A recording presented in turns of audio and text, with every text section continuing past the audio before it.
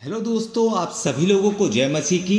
तो आज हम बात करने वाले हैं दूसरों पर दोष लगाने वाले जो होते हैं उस बारे में बाइबल हमें क्या बताती है, चलिए जानते हैं। तो आज हम पढ़ने वाले हैं मत्ती रचित सुसमाचार 7 एक भाग से लेकर 6 भाग तक, और उसके बाद हम सभी लोग मिलकर एक छोटी सी प्रार्थना करेंगे। तो आप वीडियो पे पूरा बने रहें। तो चलिए शुरू करते हैं। दूसरों पर दोष ना लगाना। दोष मत लगाओ कि तुम पर भी दोष ना लगाया जाए, क्योंकि जिस प्रकार तुम दोष लगाते हो उसी प्रकार तुम पर भी दोष लगाया जाएगा, और जिस नाप से तुम नापते हो उसी नाप से तुम्हारे लिए भी नापा जाएगा। तू क्या अपने भाई की आंखों के तिनकों को देखता है और अपनी आंखों का लट्ठा तुझे नहीं सूझता? जब तेरी ही आंख में लट्ठा है तो तू अपने भाई से कैसे कह सकता है, ला मैं तेरी आंख से तिनका निकाल दूं? हे कपटी, पहले अपनी आंख में से लट्ठा निकाल ले, तब तू अपने भाई की आंख का तिनका भली भांति देखकर निकाल सकेगा। पवित्र वस्तु कुत्तों को ना दो और अपने मोती सूअरों के आगे मत डालो, ऐसा ना हो कि वे उन्हें पांव तले रौंदे और पलटकर तुमको फाड़ डालें। तो आप लोगों ने देख लिया कि दोष लगाने वालों के बारे में बाइबल हमें क्या बताती है। तो चलिए अब हम सभी लोग मिलकर एक छोटी सी प्रार्थना कर लेंगे। धन्यवाद धन्यवाद धन्यवाद देना चाहता हूं प्रभु आज के वचन के लिए जो हमने पढ़ा है।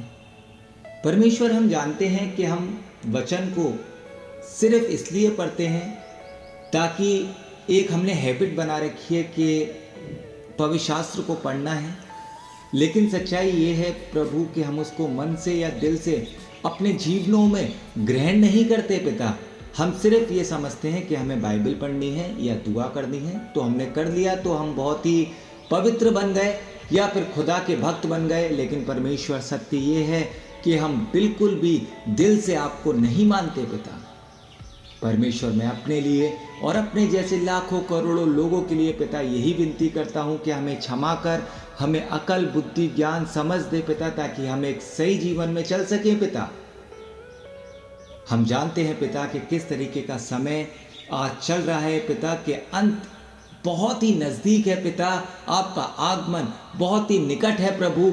लेकिन परमेश्वर, हम जानते हैं कि पिता हम अपने मनों को बदल नहीं पा रहे।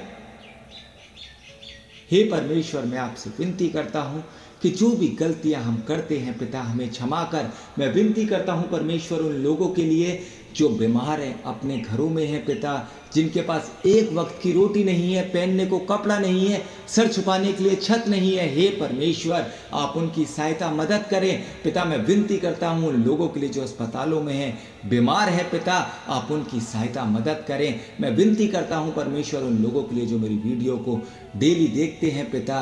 हे परमेश्वर, आप उनके घरों में जो भी दिक्कतें हैं, परेशानियां हैं, परमेश्वर अपना चंगाई रूपी हाथ रखें और सारी तकलीफों को उनके घर से दूर करें पिता। हमारे को पिता ज़रूरत है कि हम अपना हृदय परिवर्तन करें परमेश्वर, लेकिन हम में इतनी शक्ति नहीं कि हम खुद से कुछ भी कर सकें। हे पिता, हमें शैतान भटकाता है। हे पिता, हमारी मदद करें, हमारी सहायता करें, ताकि पिता हम आपके नाम को जान सकें।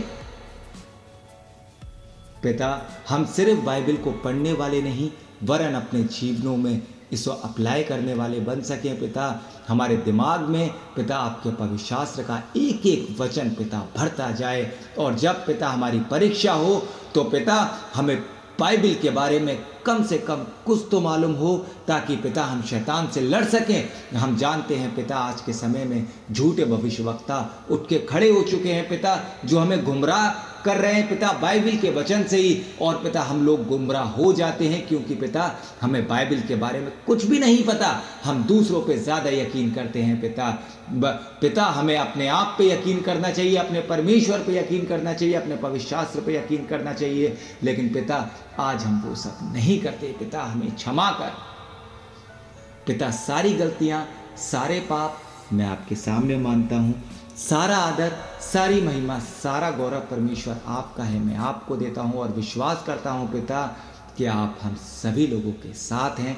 पिता, हर तरीके से पिता आप ही हमें संभालेंगे। पिता, आप क्या मांगू, इस छोटी सी प्रार्थना को सुन और ग्रहण कर ले। मसीह यीशु के नाम से मांगता हूँ, आमीन।